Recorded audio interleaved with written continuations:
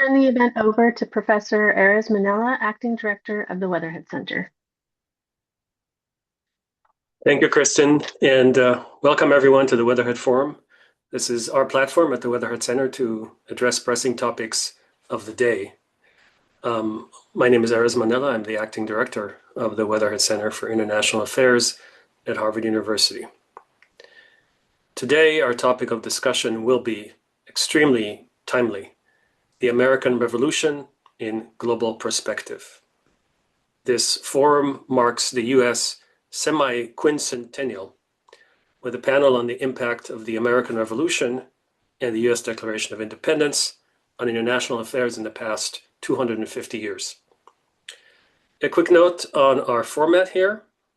Each of our three speakers will present, and then I will pose questions to the group. And after that, we will take your questions from the Q&A feature on Zoom. So if you have questions, please draft them there. I will try and get to as many as I can, given our time, and I will also try to combine questions that are similar. So without further ado, we are truly honored to be joined today by three esteemed guests. I'll introduce them in order that they will speak, and after that, we'll launch straight into the conversation. So our first presenter today is Danielle Ellen. She is the James Bryant Conant University Professor at Harvard University. She's also Director of the Allen Lab for Democracy Renovation at the Harvard Kennedy School and Director of the Democratic Knowledge Project LEARN, a research lab focused on civic education at the Harvard Graduate School of Education. She is a professor of political philosophy, ethics, and public policy, as well as a seasoned nonprofit leader, democracy advocate, tech ethicist, distinguished author, and mom. She's a contributing columnist at The Atlantic magazine and was the 2020 winner of the Library of Congress Kluge Prize, which she received, and I quote here, for her internationally recognized scholarship in political theory and her commitment to improving democratic practice and civics education. Our second speaker today is David Armitage, the Lloyd C. Blankfein Professor of History, Chair of the Committee on Degrees in Social Studies, and former Chair of the Department of History at Harvard University, where he teaches intellectual history and international history. He is the author or editor of 19 books and co-edits 2 book series with Cambridge University Press, Ideas in Context and Cambridge Oceanic Histories. Our final speaker will be Elisabeth Leake. She's an award-winning historian and the Lee E. Dirks Professor in Diplomatic History at the Fletcher School of Law and Diplomacy at Tufts University. Professor Leake's research to date has been broadly focused on the global histories of decolonization and the Cold War. She is currently working on the global history of decolonization and developing a research network examining the comparative and interconnected histories of oppositional politics and modes of dissent in the years immediately following political independence in decolonizing states. She is the chief editor of the Journal of Global History. Danielle, we're looking forward to your presentation. Thank you so much, Erez, and thank you to the Weatherhead Center for sponsoring this conversation. It's really wonderful to have the chance to take history and put it in the context of a larger global frame. My remarks today are going to be about the tensions between colonialism and freedom that took root, obviously earlier than the American Revolution, but were morphed and torqued because of it, and then expanded. I think the remarks of my colleagues, Professors Armitage and Leake, will be more directed at those later evolutions, I think, and the issues of colonialism and decolonization. But what I want to do is focus on a moment in 1780 that people don't typically know about or recognize as a part of the history of the American Revolution, but it was really world-changing. On June 3rd, 1780, a British aristocrat, Charles Lennox, the third Duke of Richmond, stood up in the House of Lords and introduced a bill for universal manhood suffrage. This was the first time that anybody sought to introduce universal manhood suffrage at a national scale, in the history of the world.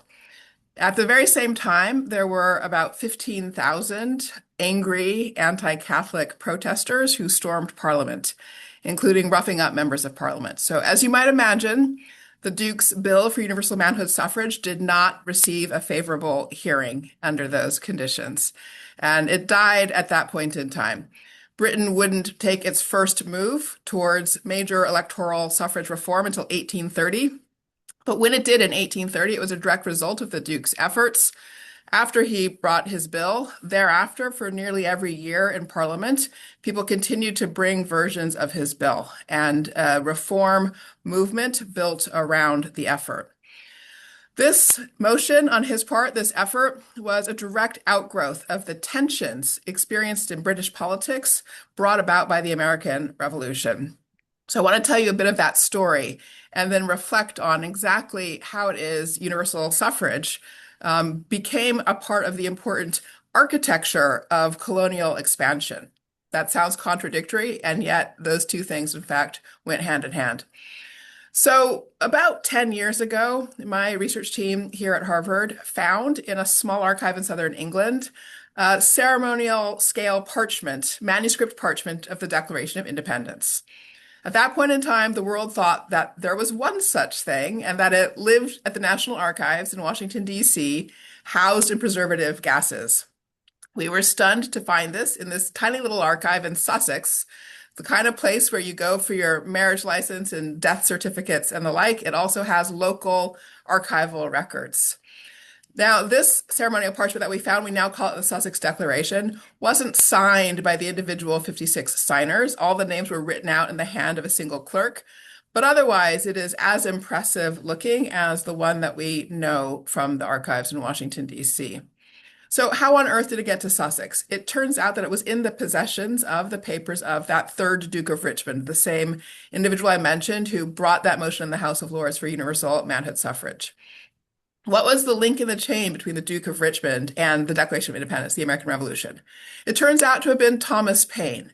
Thomas Paine worked as an excise collector in Lewes, England from 1768 to 1774, and he was there during that time in order to be a secret pamphleteer for the Duke of Richmond. He, Richmond, and other figures like Edmund Burke formed a radical network in the 1760s and 1770s that were already pursuing a project of checking the overreach of George III. They had, in other words, their own project to check the executive. In Britain, there were problems with taxes and riots around taxes before there were problems with taxes and riots around taxes in the colonies. There were massacres of protesting civilians before there were massacres of protesting civilians in the colonies. There was a single interwoven fabric of conversation as people rejected the idea that the economic pressures of expanding empire had to come out of the pockets and the labor of ordinary people.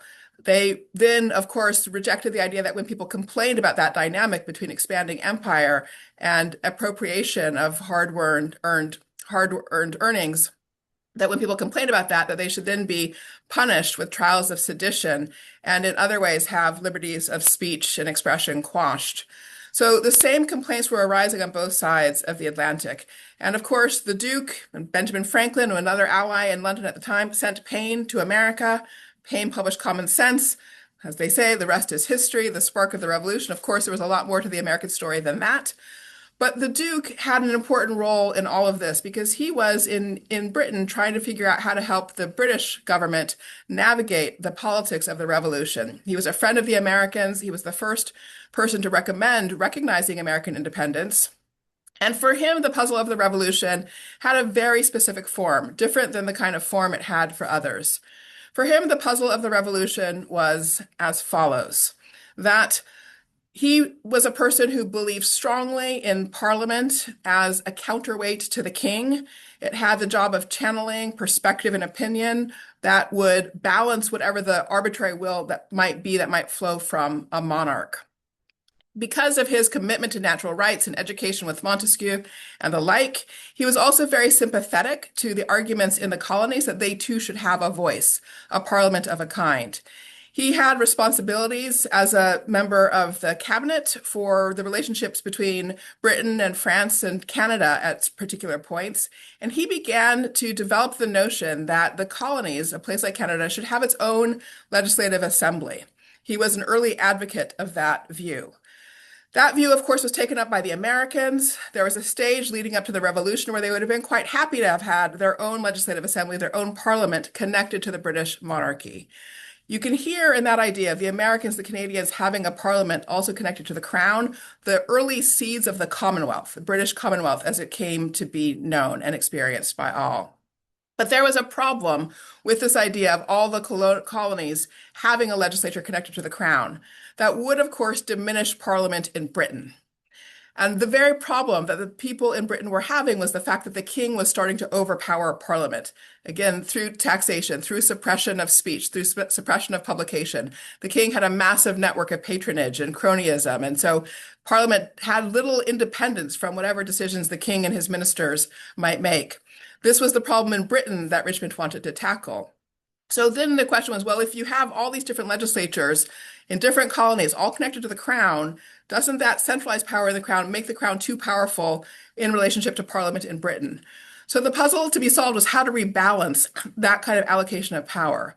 And the answer to that puzzle was it could only be done if you could make Parliament independent of the crown. And what would be the most efficient way of making Parliament independent of the crown? To have Parliament elected by the whole people, instead of having it elected only by the very restricted suffrage that existed in Britain, the problem of rotten boroughs and the like. And so that's precisely why Richmond proposed universal manhood suffrage, was in order that Parliament could have balance of power in relationship to the crown. Then there would be possible to build a Commonwealth structure where you could actually have legislators in the different colonies without overpowering the voice of the people in Britain itself. So the paradox then of universal manhood suffrage is that it emerged as a solution to the project of how to build a colonial empire. It also, as you know, as it advanced progressively around the world, has unleashed all the energy and dynamism of popular sovereignty and all the turbulence of politics that comes with popular sovereignty. So I'm going to leave it to my colleagues to talk more about the legacies of that interesting conjunction of freedom, universal suffrage, and the project of colonialism. But that linkage is one of the important legacies of the American Revolution. Thank you, Danielle, for illuminating that fascinating episode. David.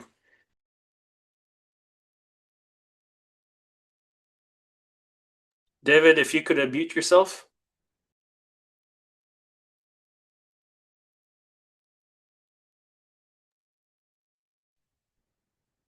Thank you, Erez, and I'm hoping my screen will now share. Is everyone seeing that?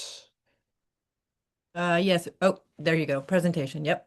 Fantastic. Thank you. I'm actually going to go back behind the 1780 moment that Danielle has just illuminated for us, in fact, to July 1776 by asking the very simple but ultimately puzzling question, what did the Declaration of July 4th, 1776 actually declare? I mean, what it declared was the explanation and justification for the really important vote, the really important resolution, which was the vote of 2nd of July 1776 in the Continental Congress on Richard Henry Lee's resolution that these united colonies are, and of right ought to be, free and independent states, that they're absolved from all allegiance to the British Crown, and that all political connection between them and the state of Great Britain is and ought to be totally dissolved. Formally, that was the vote that carried the delegates to the Continental Congress across the Rubicon. And as some of you may know, on that very day, 2nd of July, John Adams wrote to Abigail Adams predicting that forevermore, perpetually, the 2nd of July would be celebrated with guns and illuminations and festivals as the Independence Day of the United States. Nice try, John Adams, but I want to suggest that fundamentally he was correct, at least in that understanding of when the Rubicon had been crossed. In a late 18th century media environment where public opinion mattered increasingly, and Danielle's talk gave evidence for that, and also in a diplomatic context where the embattled American patriot cause desperately needed assistance from abroad, it was essential to announce Congress's resolution to the opinions of mankind and to present its arguments and justifications for the radical act taken on the 2nd of July to a candid world. Hence, a declaration of what had been agreed on the 2nd of July. So let's see what the declaration itself declares. This is a word cloud of the declaration. One thing you may immediately notice from this word cloud is the absence of the word independence. Not only does the word independence not occur in the title, it's not entitled The Declaration of Independence, but in fact the word independence occurs nowhere in the document itself. The word independent, the adjective, does indeed occur. But one thing I think that's very striking about this word cloud is the prominence of we, people, and our. These are the most frequently used substantives in the document itself, followed by laws, states, right, government, powers, and time, but independence appears nowhere. Also, a striking absence is the absence of the word, either as a noun or an adjective, American. There is no American Revolution, there is no revolution by Americans, there is no identification of anything as American or of anyone as Americans in the document. Of course, the word British appears there in the phrase, our British brethren. So there are British people in the declaration, but there are as yet no Americans. It was declared not in the name of any American people as yet at that point. I think we might here repurpose the phrase attributed to the 19th century Piedmontese politician Massimo d'Azeglio after the consolidation of Italy in the 19th century, when d'Azeglio allegedly said, now we have made Italy, now having made Italy, we must now make Italians. Having made the United States of America, it was now necessary to make Americans a process many historians would say was not in any sense remotely complete until the aftermath of the Civil War. So what did the Declaration declare, in fact, if not independence? First of all, it declared that British subjects were now at least potentially citizens of some new polity or some congerie of new polities, 13 of them, in fact. United States is always plural in the Declaration, as it will almost universally remain until again after the Civil War. Secondly, the Declaration declared that rebels within the British Empire were now effectively legitimate fighters outside it. That is, insurgents, as seen from the authorities in Britain, were now legitimate belligerents in a larger international realm, thereby transforming a British civil war, the last British civil war within the British Empire, into an interstate or international war, though that word international would not be coined until 4 years later, perhaps not coincidentally in 1780. By Jeremy Bentham. But a civil war within the British Empire is transformed into an interstate war in the international realm under the law of nations. And of course, the ultimate transformation declared by the Declaration was that the former United Colonies were now free and independent states. Now, this declaration in 1776 was what international lawyers would call a unilateral declaration. That is, it was declared by one people, but without any negotiation or agreement with the then incumbent sovereign. As such, that declaration could not in itself guarantee secession or guarantee external recognition. As the leading international lawyer of state formation and state recognition, James Crawford, put it a few years ago, quotes, a declaration issued by persons within a state is a collection of words writ in water. It is the sound of one hand clapping. The Declaration of 1776 could not alone transform the United Colonies of British America into free and independent states. As a contemporary pamphlet from 1776, not coincidentally perhaps again, co-authored by Jeremy Bentham, put it, it is one thing for Congress to say the connection which bound them to Britain is dissolved, another to dissolve it. That to accomplish their independence is not quite so easy as to declare it. Under the prevailing legal norms of the time in 1776, this was rather like Michael Scott in the office declaring bankruptcy. You can't just stand up in the office and say, I declare bankruptcy. You may remember the episode where one of his office mate says you can't just stand up and say bankruptcy and become a bankrupt. And Michael Scott huffily replies, I didn't say it, I declared it, as if there was some difference there. You couldn't just say you were independent states in 1776 or even declare it. You had to secure that freedom and independence for those states. And most importantly, again, under prevailing norms of the time, you had to get your independence recognized by the former incumbent sovereign. This is what I would call an originalist reading of the Declaration of Independence. There are many originalists in regard to the US Constitution, but I have found very few, indeed none, around the US Declaration of Independence. But at the time, prevailing understandings of state recognition held a Declaration of Independence to be constitutive in itself, that it could not simply be proclaimed by one people, but had to be confirmed by the incumbent power. It follows that, according to the legal norms of the 1770s and 1780s, the United States of America only became independent when, quotes, His Britannic Majesty acknowledged the said United States to be free, sovereign, and independent states in Article 1 of the Peace of Paris of 1783.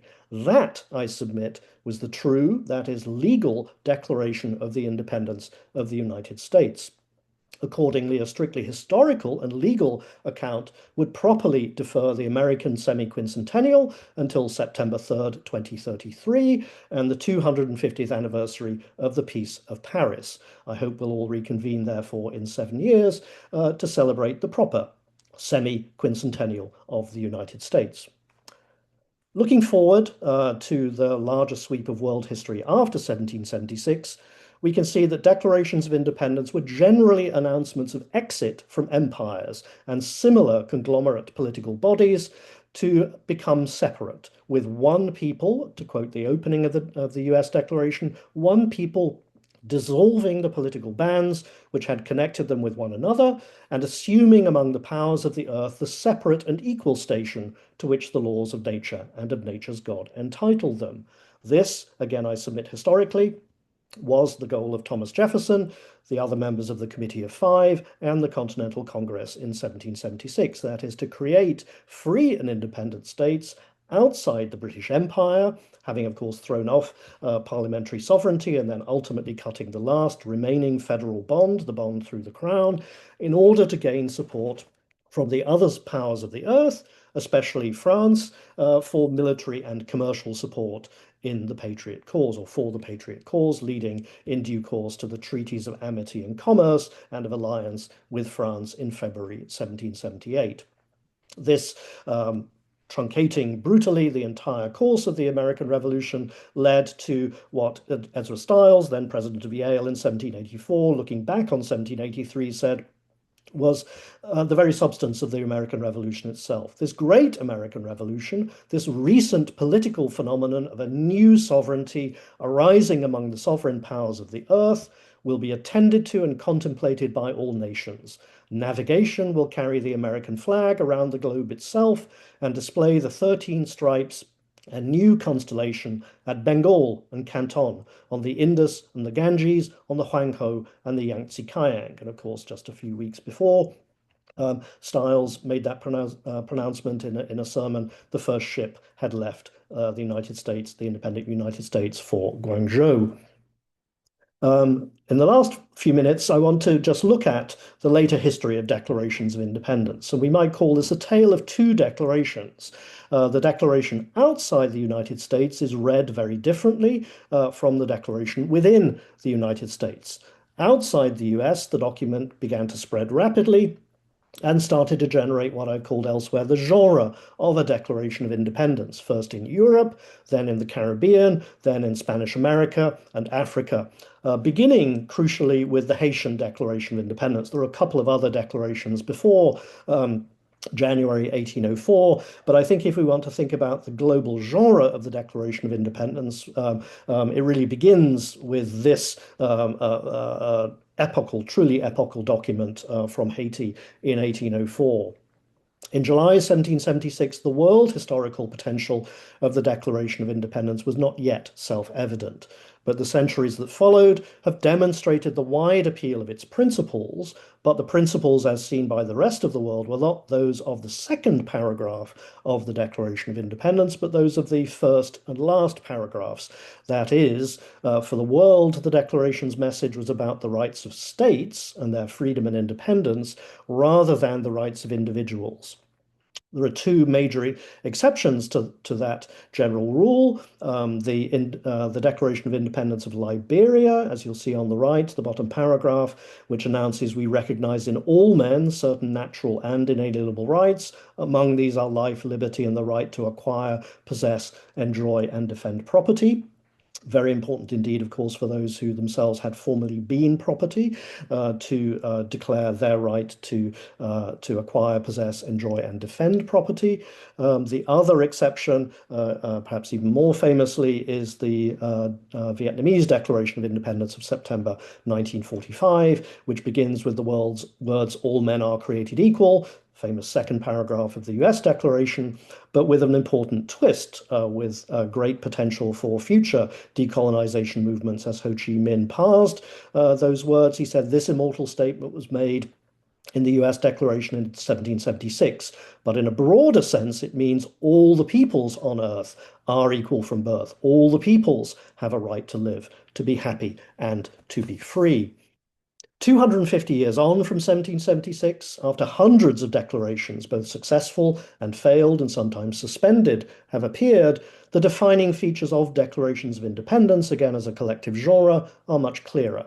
Declarations are public, and indeed they're customarily published. They usually speak in the voice of one people, seeking to dissolve the political bands connecting them with another. And they almost always assert that the political body or bodies assumed by such a people are and of right ought to be free and independent states, or equivalent later language, that are able to do all the acts and things which independent states may of right do.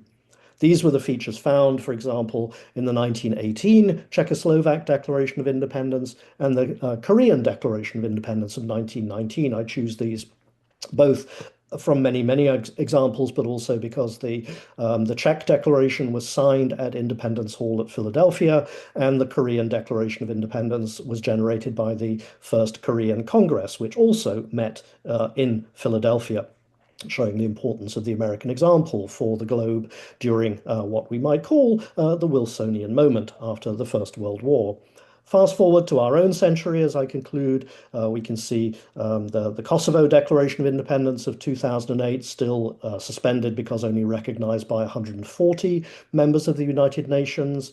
The successful South Sudan Declaration of 2011, which I think is the first declaration of independence one can watch on YouTube, and the failed Catalonian Declaration of Independence of 2015. All those images, these last three images, bear witness to the global significance of the US Declaration of 1776.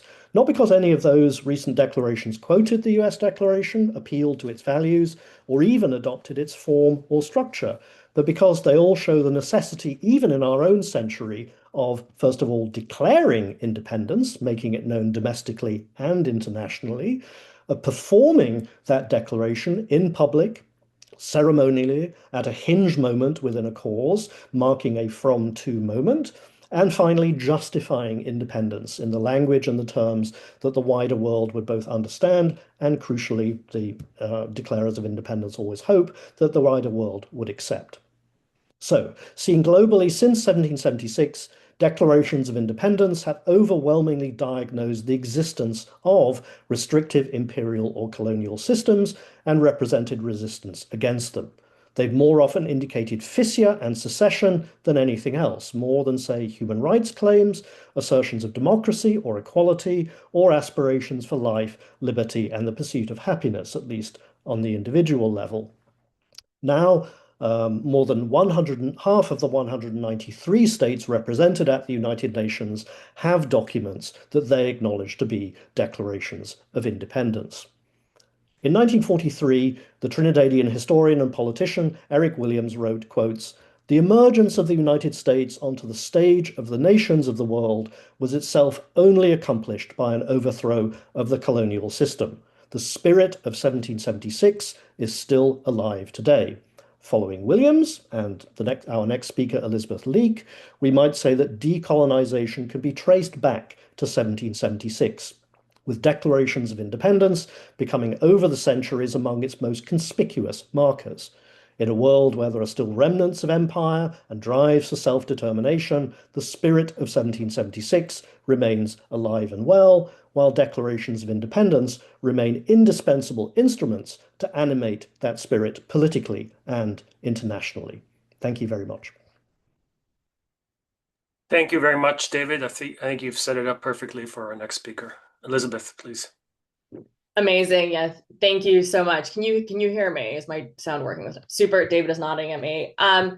Great. Well, thank you again to the Weatherhead Center for inviting me to be part of this conversation. And I think what I have to say dovetails really nicely with what David and Danielle were talking about, though I think some of my arguments or perspectives might be a little bit different. So I want to probably start with some of the same sort of entry points that David and Danielle have made. And so firstly, thinking about the U.S. Declaration of Independence and U.S. independence more broadly as a model, and then thinking about kind of its longue durée impacts, I actually want to focus more on the United States' influence on independence processes thereafter. So I wanted to start out by just really thinking very briefly about the Declaration of Independence and the tensions within it between its specificity and its universalisms. And I think this tension is really significant. It's very much, as Danielle pointed out, it's very much a part of this broader moment. So a lot of what's stated in the Declaration, it's rooted in Enlightenment era debates about the rights of citizens, the role of the state, debates about republicanism, constitutional monarchy, and so on. So there's questions of suffrage and forms of government in which people can participate, but also there's questions of who can participate, who should participate, are really alive and really, really certainly transatlantic in this moment. And so the Declaration of Independence is speaking then to this global moment, and it has these specific criticisms of British rule on one hand, but on the other, it's also making it's making these more universal assertions about the assertions of universal rights.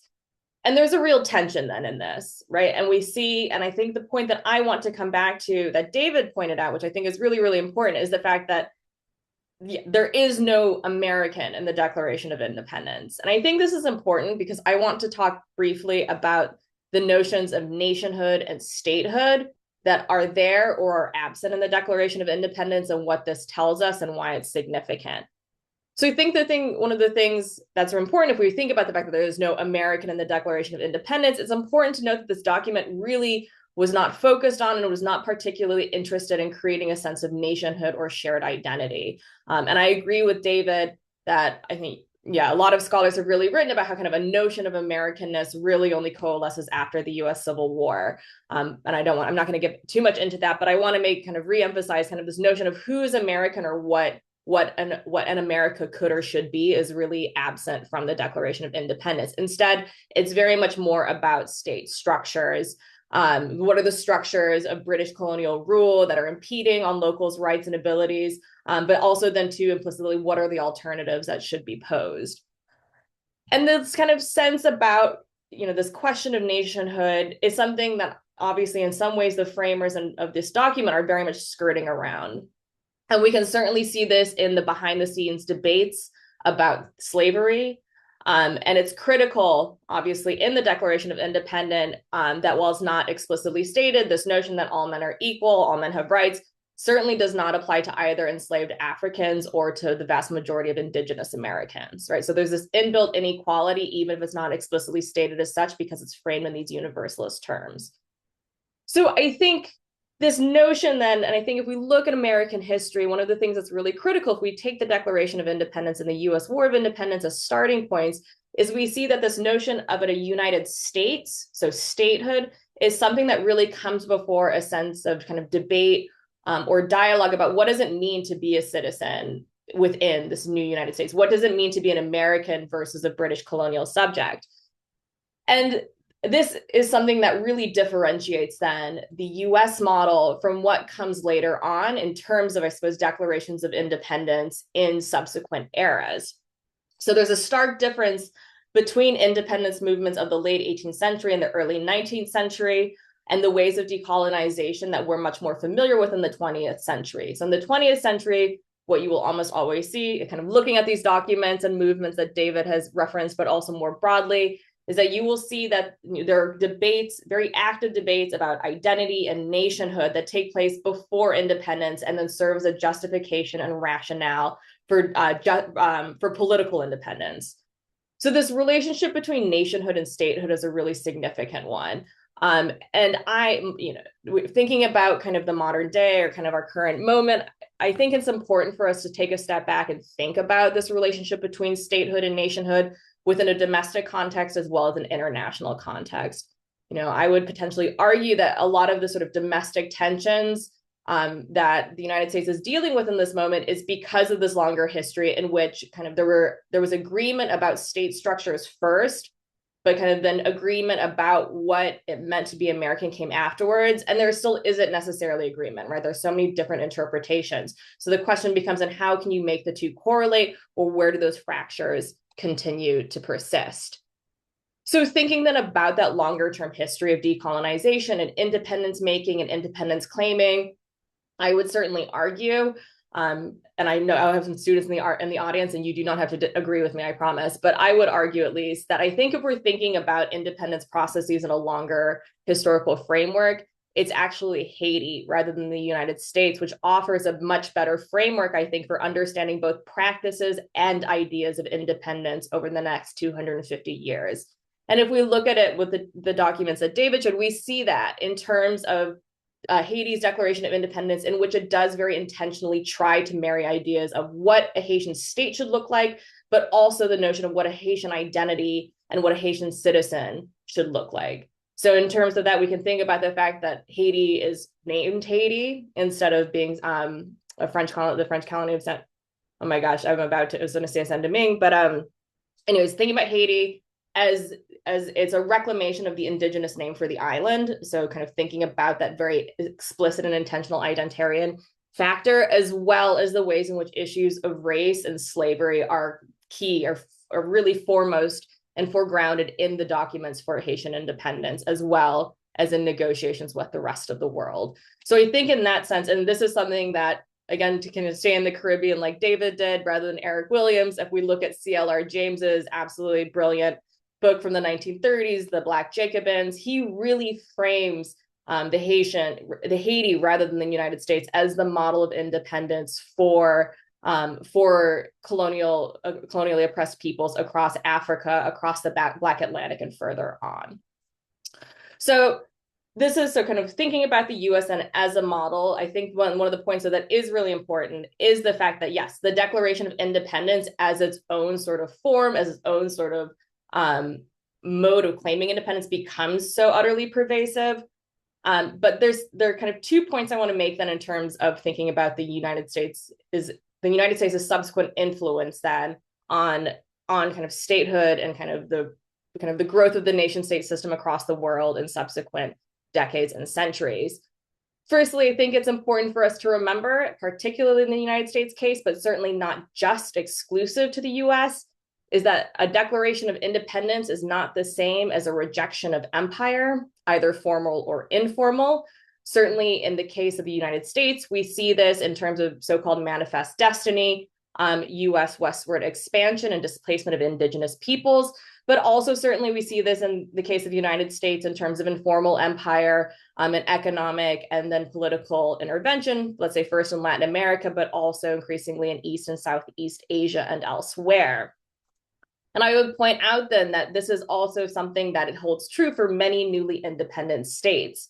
in terms of the ways in which they declare themselves as independent states, but they still continue drawing on the imperial toolbox. And we see this turn in terms of external expansion, whether, for example, let's say India invading Goa and actually forcing it to become part of independent India. But also then we see this too in terms of the ways in which so many newly independent states across the world treat minorities within them. So thinking about what are the identities they can or cannot have, and often really trying to force a national sense of identity that does not necessarily account for kind of local texture and social and cultural or religious practices. So that's sort of one sort of lingering influence, I suppose, of the US Declaration of Independence, is that Declaration of Independence is not a declaration of the end of empire, nor is it the end of practices of empire. The second point, and the one that I want to finish on then, is, I suppose, the paradox of US influence. This paradox of the United States both framing itself and often being perceived and described as leading the so-called free world in terms of international affairs within the 20th century, at the same time that the United States, time and again, especially across the so-called global South, very actively supported very autocratic regimes, right? So there's a tension here between, I suppose, the universalist values described as a modus for US independence, but the ways that it actually treats or values these universalist rights in other external contexts. So on one hand, in this sense, the United States is seen as being emblematic of democracy. It's pointed to as such. We certainly see this if we think about Erez's work in terms of the Wilsonian moment, in terms of justifications for independence and nationhood across a lot of East and Central Europe, even in the Middle East as well. We see it. So it's something, that idea really circulates, and it's seen as this political model to be replicated, particularly in terms of its federal structures. But this does not mean that the US necessarily acts to support the spread of democracy. And so there's a tension then within US foreign policy between recognizing independent statehood, but in fact being very deeply ambivalent about what this means for nationhood and the on-the-ground realities of the relationship between citizens and states.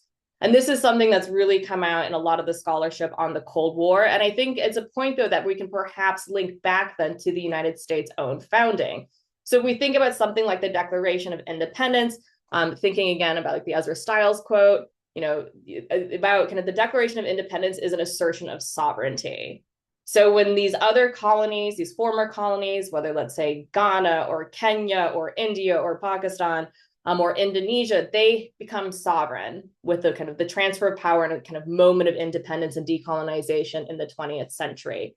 And so the United States recognizes that sovereignty. But then if that sovereignty, but then it kind of, the question of domestic politics then becomes a whole other story, right? We can think about this with something like Pakistan, where the US very much turns a blind eye to authoritarian military rule because that supports US interests.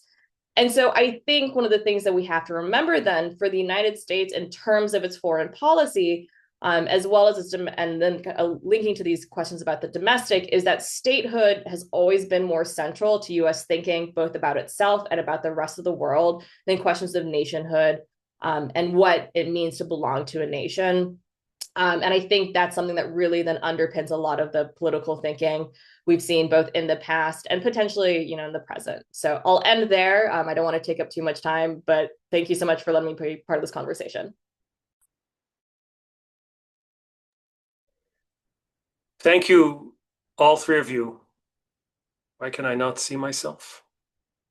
Let's see. Here I am. Okay, thank you all. Thank you, all three of you, for this really wonderful set of reflections. There is so much I could ask you, but I want to focus on the mandate of the Weatherhead Forum, which is that it's timely and teaches us something or helps us understand the world around us currently.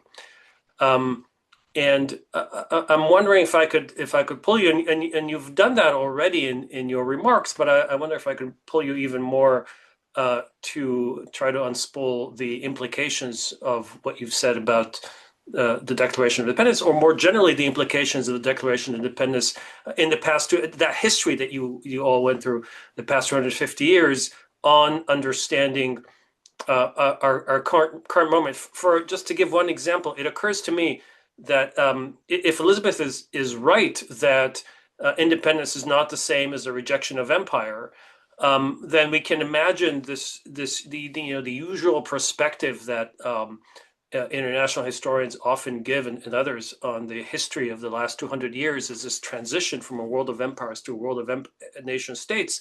Actually, maybe never really happened. Maybe it's a world of empires to a world of empires, in which case, and I know this is taking perhaps the implication a bit far, but in which case, what we may be witnessing now, according to some commentators, is not the return of empire, but simply its perseverance. So that's just one thought that occurred to me. It doesn't have to dictate how you think about it, but I'm very interested to hear you reflect a bit further on the relevance of our conversation and the declaration and that history to our current moment.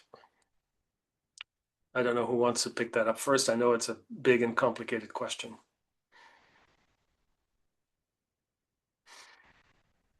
Well, I'll pick up the ball, since I completely agree with Elisabeth's central point that a Declaration of Independence does not pre-commit whichever body or polity or people, however arranged into whatever format, to any future policies of any necessary kind. That is, doesn't necessarily commit in all eternity to republicanism, certainly not to anti-imperialism, especially when, picking up on Erez's point, what we know as the features of modern states, particularly their desire for homogenization, their exclusion of minorities, including but not confined to indigenous peoples, their boundedness by territoriality, they maintain many of the features of empire, which have never quite gone away. But I also agree with Elisabeth that it's important to distinguish between, let's say, state nations and nation states, and how states, plural in the case of the United States, generate nations through the elaboration of civic religions, often around pivotal moments or documents like the Declaration of Independence, for instance, but also the cases where a pre-existing self-identifying people or nation decide ultimately that they want to determine their future as independent, usually in a bounded territorial state, that is the framework within which nations wish to achieve their self-determination, but that, again, without foreclosing the possibilities of further expansion. And the other important, I think one of the few iron laws of politics since 1776 is that any state which has declared its independence will thereafter resist any claims to independence from within the boundaries of the state which had declared independence. There are very few counterexamples to that. West Virginia, for example. There are a couple of others on the world stage, but by and large, independent states will resist by force of arms any further vociferousness within the boundaries they've established through a claim to independence. Danielle? Well, I was going to go ahead and respond as well, and just to take it in a slightly different direction. So I think those are all very, very helpful thoughts, but it's probably just worth saying out loud that the Declaration of Independence, as a kind of creedal founding document, puts a set of universalist commitments in the heart of American self-understanding. That has always produced a conflict in some sense between the question of, is the goal to interact with a set of other free and independent states and to respect that freedom and that independence, or do we have a hard power, realpolitik view of the national interest? And so this country has never had a sort of stable ground for how to reconcile those two halves of its mind in terms of thinking about international relations. I mean, obviously that was at issue in the French Revolution and the debates between Jefferson and the others about whether or not America should engage there, Washington and Adams being on the other side of that. And I think the challenge, and in some sense, sort of challenge for our current moment, Erez, you asked us to bring it to the current moment, is always this question of when and in what forms do the sort of realpolitik modes of engagement sort of boomerang and undermine the ability of the country to maintain its universalist commitments.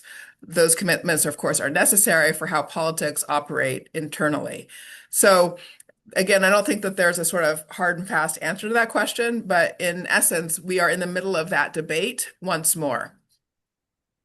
Can I just I want to add really briefly to Danielle's point. I was going to say, I think we see exactly, Danielle, what you're saying with kind of this, we're thinking about like the slogan America First, right? And in terms of the ways in which we're seeing it used by, by people of various political persuasions, but often in ways that are very much in tension with each other. So it's like America First. Does that also mean American First within the international system? Or does it mean America First in terms of a refocusing on the domestic? Right. And I think, that has obviously been a really active debate in terms of thinking about what's going on in the Middle East right now and US action there.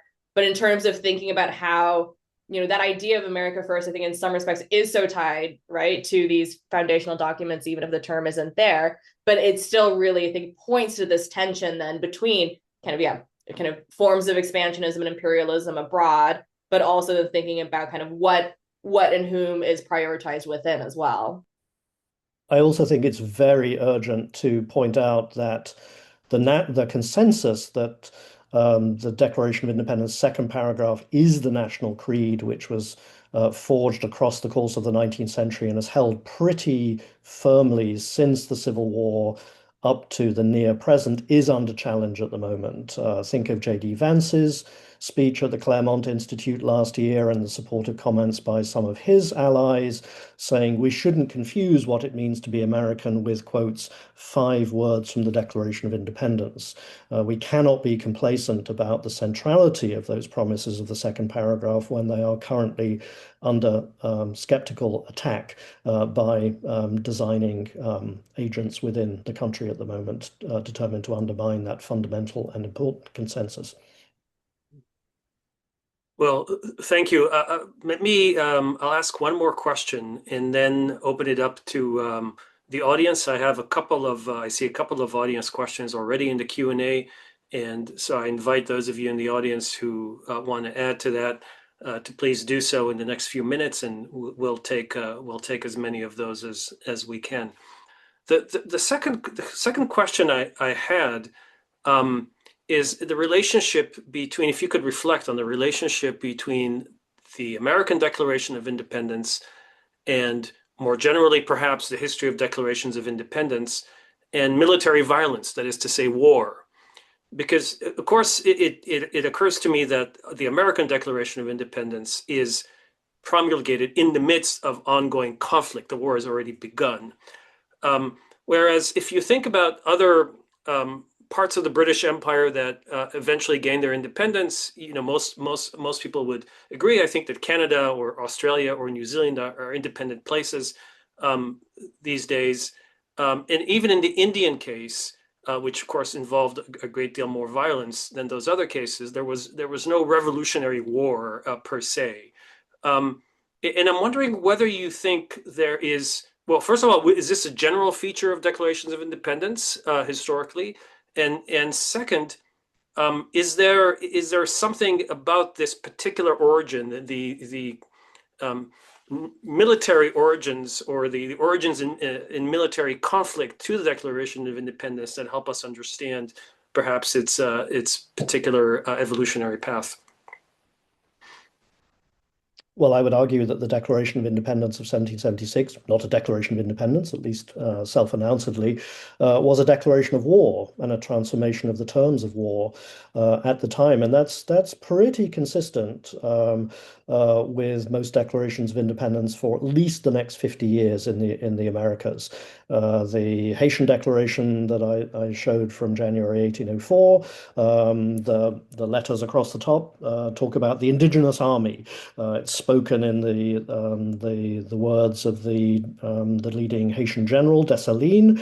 It is a very violent document indeed, and far from showing a desire to reconnect with the former colonial power, like the British Brethren of the U.S. Declaration, speaks of the necessity of expunging entirely the French presence, the individual French people, as well as the French colonial presence in Haiti itself. The Spanish-American declarations are less violent than the Haitian one, but they too almost all of them occur within the context of the battles of multiple armies. So at least, and then if we fast forward in US history up to 1860, 1861, the secession proclamations and ordinances of the Confederate States are, of course, declarations of war as well, going back behind the Union document, the Constitution, to the Declaration to recover independent statehood, and then to militarize that in the context of a war between states.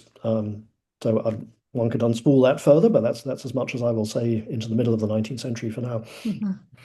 I'll add a comment or two here. I'm actually going to also argue against my good colleague, David, about whether it's a Declaration of Independence or not. I think the difference between the word independent and independence is not of much significance. They declare themselves free and independent states. So in that regard, their project is clearly one of independent statehood, and it serves that purpose. It is simultaneously a declaration of war, but it's the fact that those two things go together that matters, because it says something about how they conceived of violence.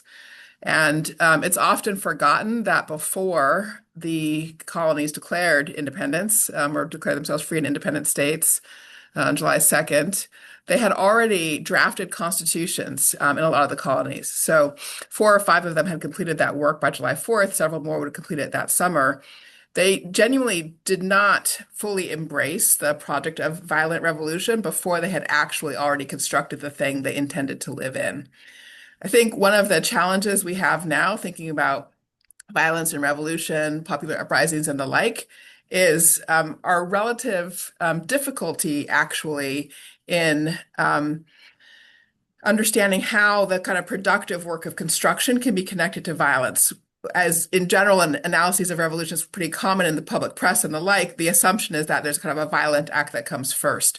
And I do think this is actually quite relevant to the current moment we're watching in Iran, where the struggle is, there have been protests for all these months. Now there's this incredible act of violence coming from the US, and there is genuinely no stable forward path coming from any party, whether that's coming from, the heir of the Shah, or whether it's coming from the US, or whether it's coming from the mass protest movement in Iran, or whether it's coming from any of the minority ethnic groups in the region. None of them actually has a stable sort of governance pathway available, or even the existing regime, which does not know how to continue itself in the context of this kind of total assault on its core infrastructure. So I don't know precisely, what I want to raise a question, I suppose, really, in some sense, for our disciplines, for sort of those of us who work on revolution, violence, and the like. Where is the sort of, what do we need to do from a disciplinary point of view to make space for the consideration of how this kind of proactive governance agendas get constructed in the first place? And then how does that interact with how we evaluate the nature of violence in any particular case? Yeah. I mean, I think I completely agree with Danielle. I think that's such an important question. I mean, and kind of linking that, I suppose, to David, to so much of the work you've done, which has really demonstrated the significance and the importance of taking these sort of longer term perspectives on things, whether the Declaration of Independence or histories of constitutions. But, I think if we take, let's say, the late 18th century as a starting point for histories of decolonization, and if we're integrating what happens in the United States, in Haiti, and most of Hispanic America, what really comes clear, though, is that actually decolonization as a process is overwhelmingly violent. And violence is so critical, and especially then when we get into some ways a more globalized 20th century, even if the violence is not taking place within a specific colony, violence in other colonies is still impacting and influencing processes and negotiations around what independence could be, what it should be, and how it can be implemented as well. So I think, my feeling is that, especially with thinking about the 20th century, there's been a bit of an inclination to sort of separate out kind of violent decolonization struggles. So thinking about like Algeria or Vietnam on one hand, and then thinking about negotiated or kind of more peaceful transfers of power, where people have come and sat at the table beforehand and come up to an agreement. But Erez pointed out India, right, which really points to the problematics of trying to draw separations between this notion of a negotiated transfer of power and violent overthrow. So, and I think also thinking about the actors at hand and the ways in which they perceive violence or what they perceive to be violent as well, not only in terms of militarization, but systemic issues as well, is just so fundamentally critical. But I think taking this longer term perspective and starting with the US onwards really helps to reinforce how violent these processes have been, rather than to try to kind of sugarcoat some of the events of the 20th century. Yeah, thank you. That's a really bracing reflection. The Declaration of Independence is a declaration of war. Thank you, all of you. I'm going to go to the questions. We have a number of them already piling up. I'll start with a question from Laurelyn Middelkop. I hope I'm pronouncing that more or less correctly.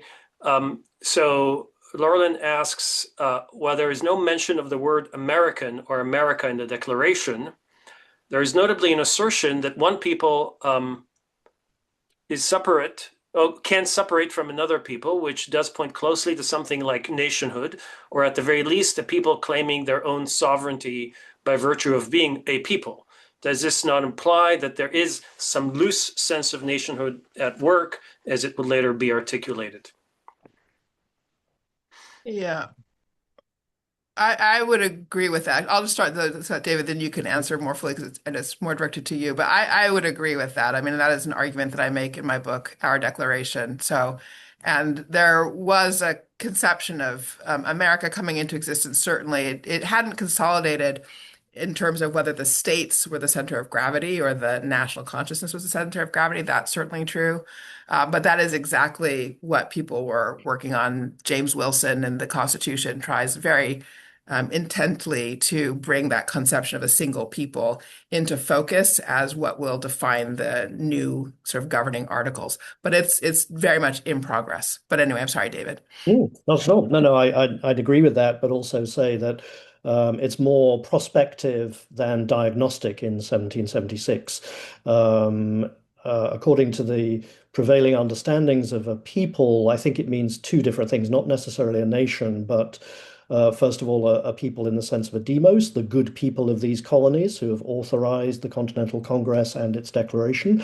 There is that underlying sense of an authorizing people, but also a people as a literal translation of the Latin word gens, as in the jus gentium, the law of nations, as it's coming to be described at the time. I say this in particular because when one people, as we have it in the first paragraph, is mentioned, I think that's a people in the sense of a nation among nations, as in, say, Vattel's Law of Nations, a very important document for the formation of the US Declaration, but also crucially thinking about the spectral presence of the passage on the slave trade that Jefferson introduced into his draft, but of course gets struck out in the congressional deliberations. He refers there to the African people, those who have been transported allegedly by George III across the Atlantic. And I think he's using people in the same terms there in that passage, the African people, and then the people who are separating from the British people in the Declaration itself. These are groups who have an international identity, but not necessarily a self-identification implied by that at the time. Of course, the Declaration becomes a very important document through the 19th century and beyond for the formation of nationhood. But I think that nationhood is more incipient and prospective than actual there, thinking in terms of I would say the consensus among historians is the American Revolution is a crisis of integration rather than of disintegration, but integration with Britain, leading to a sense of unfulfilled promises, necessitating separation, rather than the elaboration of a separate American identity demanding a new set of new sovereign container or containers for the projection of nationhood into the future. Yeah, Elisabeth, I don't know if you want to take this up, but I was struck apropos this question that the whole concept of nation and nationhood in David in your word cloud, I don't believe I saw the word nation mentioned at all. And Elisabeth, you made the point that that subsequent declarations of independence, I think particularly from the mid-19th century on, have a much greater focus on identifying the nation as the object or subject of independence rather than a people per se. And I'm wondering if we can say a bit more apropos this question. What do we think? What do we think happened? Why? What accounts for that? I mean, it's a big question. What accounts for that shift? Because nationalism, of course, it's on a lot of people's minds these days. Oh, Erez, that's a big question. I mean, this is like my entire book manuscript right now, so I don't feel I don't have a quick answer, but I mean, obviously, there's so much that's been written about, I guess, kind of the kind of romantic revivalism and kind of this reaction to the kind of the scientificness of the Enlightenment, particularly because of the violence of the French Revolution and the Napoleonic Wars.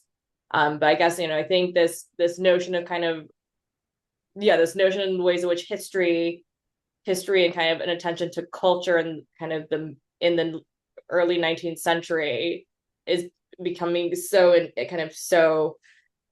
I realize I'm just mumbling, but like becomes so in vogue, I suppose, across so much of Europe and elsewhere, becomes really critical in the ways that these ideas are circulating. And obviously, if we're thinking too about the ways in which, with so many people have written, about how technologies are making it more and more possible for ideas and peoples and goods and cultures to circulate and to kind of to shape each other. So, I mean, I could give the traditional answer and like go into like Mazzini and Garibaldi, but I'm gonna leave that out for right now. But interestingly, there isn't, say, an Italian Declaration of Independence or a German Declaration of Independence. The moment we think of as the high tide of nationalism in that sense is also the low ebb of declaring independence. And I'm still puzzling over why that should be. Mm. Yeah. I guess the bottom line here, stay tuned for Elisabeth's book and also look for the books of our other panelists on this topic. I'll go to another question from the audience. Curtis J. Hill is asking about the last panelist's comments about Native Americans. I think that's you, Elisabeth, not being included as citizens during the American Revolution. Does that reflect a modernist view of the time period? Does the Declaration of Independence cite the insurrections and conflicts between Native Americans and settlers/colonists that was caused by British forces through the destruction or confiscation of victuals, resources, and lands?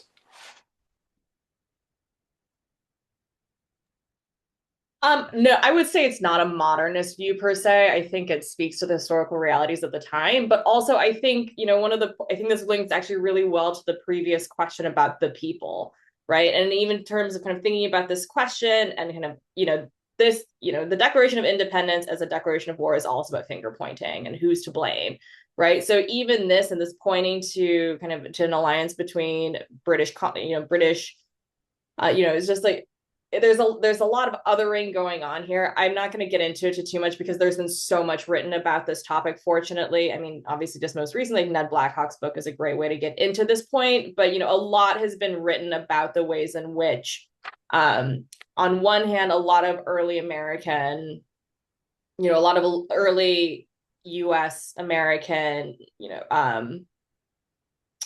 sort of spectacle or kind of cultural artifacts really try on one hand to draw on indigenous cultures and sort of reappropriate them that are very kind of specific in specific sort of vogues and framings.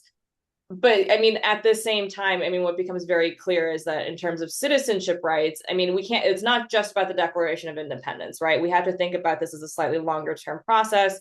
I was thinking about this with this question about the people as well, right? We see kind of this notion of who is the people and what constitutes a people shifting really drastically, right? In terms of the Articles of Confederation and then the Constitution and all the debates that are taking place about these political structures, kind of who is the people, but also who gets to contribute then from the people. That idea is really shifting rapidly here. And I think what the on the ground realities of what's happening to a lot of Indigenous communities during and after the War of Independence really demonstrates the ways in which, excuse me, they're being actively excluded from being part of the people. And Danielle, David? of course, the Declaration refers both to domestic insurrections among us, uprisings of the enslaved, the promises of freedom from the British forces, which were taken up by many of the enslaved, particularly in the South, and then also, in very heavy quotes, the merciless Indian savages who allegedly the king and his forces are brought down upon the colonists themselves. Balancing that is the fact that we now know that the first sovereign nation to recognize the United States was not France in February 1778. It was the Massachusetts people in the late summer of 1776 with the Treaty of Watertown, who, through a French-speaking intermediary, had learned about American independence and then desired to engage in diplomatic relations with the new United States as well. So it's a very complicated picture at that point. But one, if we're coming back to the question of nationhood, Robert Parkinson, a historian, has argued very powerfully recently that one of the major bonds of nationhood in the early period of the early Republic is anti-Native Americanism, along with, of course, a broader racialization of the United States in that earlier period, the seeds of which can be found in that grievance towards the end of the list of grievances in the Declaration itself. Danielle, do you want to weigh in on that, or shall I go to the next? Well, I mean, I would largely agree. I mean, I would only maybe add one thing, which is to say, I think the questions of race and indigeneity are actually handled quite differently, both in the text and at the time. So David already alluded to the passage in the draft that criticized George III for the maintenance of the slave trade and talked about the African people as having sacred rights of life and liberty. So there was a willingness actually across race lines to bring people into the same universal principles. There was not a willingness to share political power with the people who had the same rights. So there was a distinction between the idea that the rights applied and the question of who should be in the political community. But then, yes, I think Native Americans were held out in a separate category. And you can see then the differences in that abolition gets underway with the revolution. So slavery has been abolished in Pennsylvania, Massachusetts, and Vermont before the end of the war, building on the language of the Declaration of Independence. And so there was a meaningful anti-slavery faction at the time of the revolution. There was also a pro-slavery faction. There were always both sides operating in American politics, yet those sides were in fact united around continuing war against the tribal communities, with the exception of some of the treaties, as David was alluding to. But in general, there was a kind of continued project of war against indigenous communities. So I think of that as a bifurcated question, actually. I just to add one final point to that as well, right? Because I think obviously to related back to this question, I guess, of the people, it's important to think about the kind of the debates of the time about, who are the people who can be involved in government and who are those who are going to be, for whom citizenship and subjecthood, the lines are going to be blurrier, right? And this is such an active debate that takes place both within the burgeoning United States, but certainly then too in Hispanic America, when so many states there become independent, and these kind of questions around literacy requirements, and this question, this assumption about learning as well and degrees of education for being allowed to participate in government as well. So these are also very much these categories are fracturing not only in terms of questions of race and indigeneity, but also in terms of class. So I'll just read out one last audience. It's not really a question, I guess it's more of a comment or statement but worth reflecting on. This is Muriel Royer. Forgive me if I mispronounced that. Maybe the decolonial violence or decolonial violence of the 20th century should be qualified in terms of its authors. Colonial empires were very violent in the first place. I imagine that no one in the panel will disagree with this wholesale, but I don't know if you have any final words on that point. The one point I would say is that I think it's important to remember in that respect. I totally agree, but I think it's important not to just focus on that as a 20th century phenomenon.